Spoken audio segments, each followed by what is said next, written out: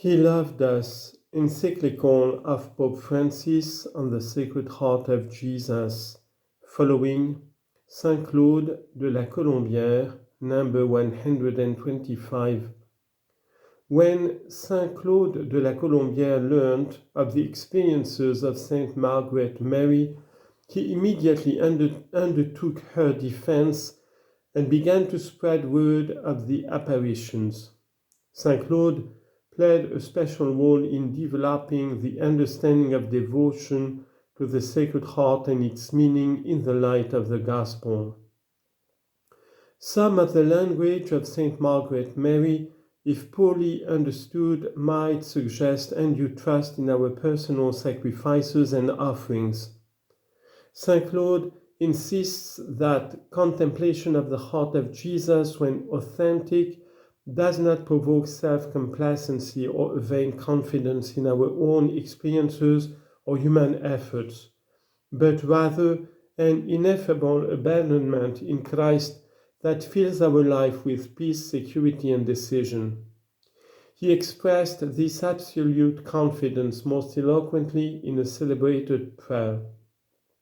My God, I am so convinced that you keep watch over those who hope in you, and that we can want for nothing when we look for all in you, that I am resolved in the future to live free from every care and to turn all my anxieties over to you.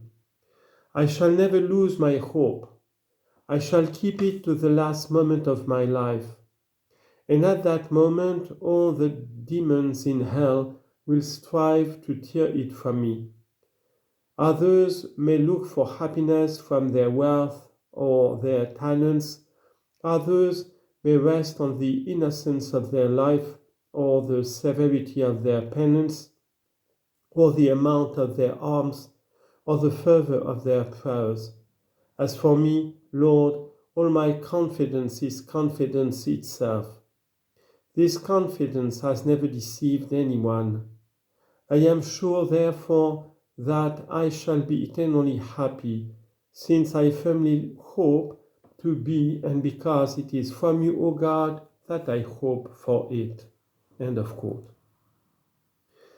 In a note of January 1677, after mentioning the assurance he felt regarding his mission, Claude continued, I have come to know that God wanted me to serve him by obtaining the fulfillment of his desires regarding the devotion that is suggested to a person to whom he communicates in confidence and for whose sake he has desired to make use of my weakness. I have already used it to help several persons. It should be recognized that the spirituality of Blessed Claude de la Colombière resulted in a fine synthesis of the profound and moving spiritual experience of Saint Margaret Mary and the vivid and concrete form of contemplation found in the spiritual exercises of Saint Ignatius of Loyola. At the beginning of the third week of the exercises, Claude reflected, quote, two things have moved me in a striking way. First, the attitude of Christ towards those who sought to arrest him. His heart is full of bitter sorrow. Every violent passion is unleashed against him, and all nature is in turmoil. Yet, amid all this confusion, all these temptations, his heart remains firmly directed to God. He does not hesitate to take the part that virtue and the highest virtue suggested to him. Second, the attitude of that same heart towards Judas who betrayed him, the apostles who cravenly abandoned him, the priest and the others responsible for the persecution he suffered. None of these things was able to arouse in him the slightest sentiment of hatred or indignation. I present myself anew to this heart free of anger, free of bitterness, filled instead with a genuine compassion towards its enemies. End of quote. Saint Charles de Foucauld and Saint Therese of the Child Jesus. Saint Charles de Foucauld and Saint Therese of the Child Jesus, without intending to, reshaped certain aspects of devotion to the heart of Christ and thus helped us understand it in an even more evangelical spirit. Let us now examine how this devotion found expression in their lives. In the following chapter, we will return to them in order to illustrate the distinctively missionary dimension that each of them brought to the devotion. Jesus Caritas. In Louis, Charles de Foucauld was accustomed to visit the Blessed Sacrament with his cousin, Marie de Bondy. One day, she showed him an image of the Sacred Heart.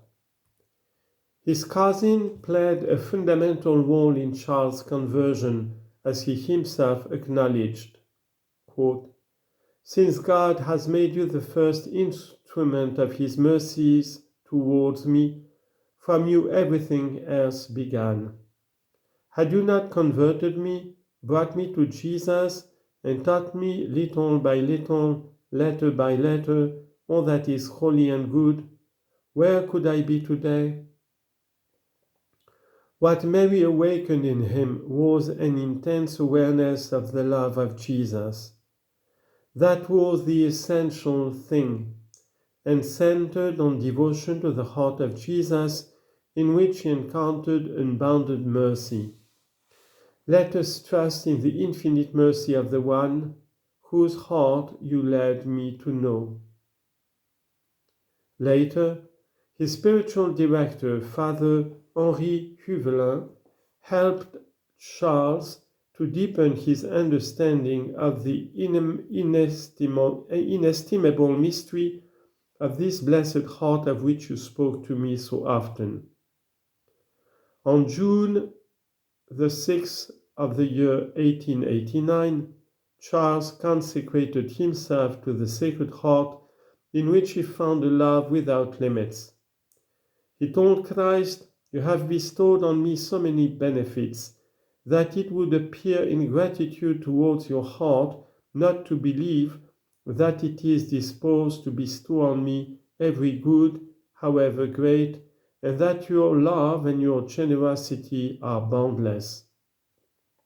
He was to become a hermit under the name of the Heart of Jesus.